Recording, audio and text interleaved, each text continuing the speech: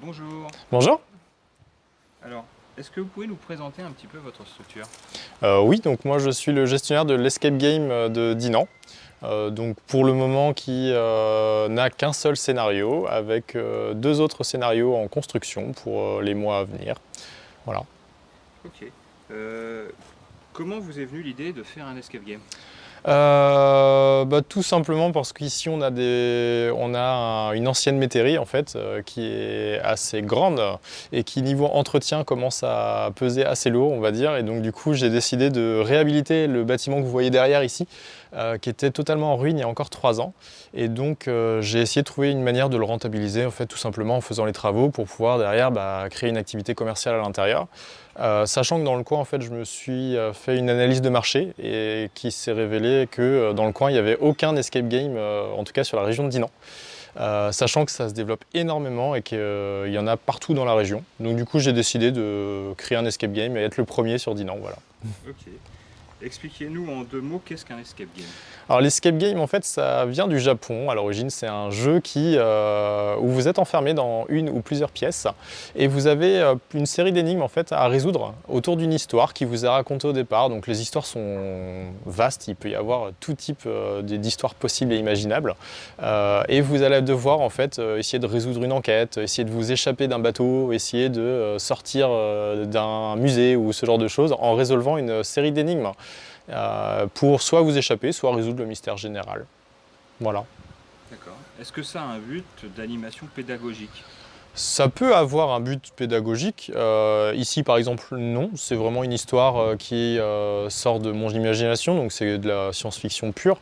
Après, oui, ça peut être pédagogique pour, par exemple, pour les enfants qui apprennent déjà à avoir de la logique, qui vont apprendre certaines, selon les énigmes qu'on va utiliser, peuvent être intéressantes. Et après, bien entendu, on peut faire de la pédagogie pour des gens qui souhaitent créer un projet, en particulier en lien avec une autre activité. On peut créer des escape games dans des labyrinthes de maïs aujourd'hui, dans des locaux qui sont particuliers. Sur Dinard, on a sur la Seconde Guerre mondiale, par exemple sur le thème de la Seconde Guerre mondiale, dans des blocos ou ce genre de choses. Donc effectivement, on peut très bien lier un escape game à un environnement autre qui est lié à la pédagogie. Ouais. Quelles sont les démarches à effectuer?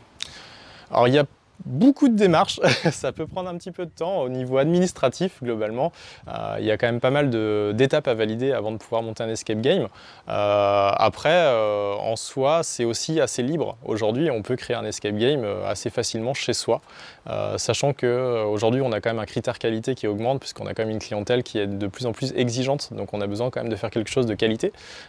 Et pour ça, effectivement, il y a quand même beaucoup de choses, de notions à avoir. Donc soit vous passez par des franchises et vous achetez directement les scénarios, en plus du local commercial, ou alors vous décidez de créer l'entièreté de votre scénario, donc de créer vous-même le scénario, les énigmes et ainsi de suite, et l'histoire. Et donc là, effectivement, ça peut prendre un peu plus de connaissances et de compétences en électricité, électronique, en développement scénaristique, plein de choses de ce genre-là, donc ça peut prendre un petit peu de temps. Voilà. Et évidemment, un budget derrière à définir en amont en fonction de ce que vous avez besoin. Si vous avez besoin de faire le scénario, si vous avez besoin de faire l'électronique, ou alors passer par des prestataires, ce sera des prix qui peuvent aller du simple au triple sans problème. D'accord. Quel conseil donneriez-vous à des gens qui voudraient se lancer? Jetez-vous, il faut se lancer. Clairement, j'ai envie de dire, c'est un peu comme tous les auto-entrepreneurs, entrepreneurs, chefs d'entreprise. À un moment, il faut se lancer. Et il faut se dire, allez, je me lance, on teste et on verra bien. Dans tous les cas, vous ne pouvez pas avoir, dans tout cas, même si vous échouez, ce sera un apprentissage qui est vraiment extrême. Donc c'est vraiment très intéressant. Puis il n'y a pas vraiment d'échec dans tous les cas. Vous pouvez vous rebondir et relancer dans autre chose sans problème. Donc ouais, mon conseil, c'est lancez-vous. Derrière, même quand on ne connaît pas ce qu'il y a à faire, on est toujours entouré de personnes qui, eux, savent. Donc il ne faut pas hésiter à poser des questions et bien s'entourer. Et surtout, poser des questions à tout le monde. Aller se déplacer, rencontrer des gens aux alentours qui l'ont déjà fait. Surtout dans ce domaine d'escape game où en fait, il n'est pas vraiment concurrentiel. Donc on peut vraiment très bien aller voir d'autres gérants et demander des questions, poser toutes sortes de questions. Ils vont être enchantés de vous aider à vous lancer. Sans problème. D'accord. Voilà. Je vous remercie. Mais de rien.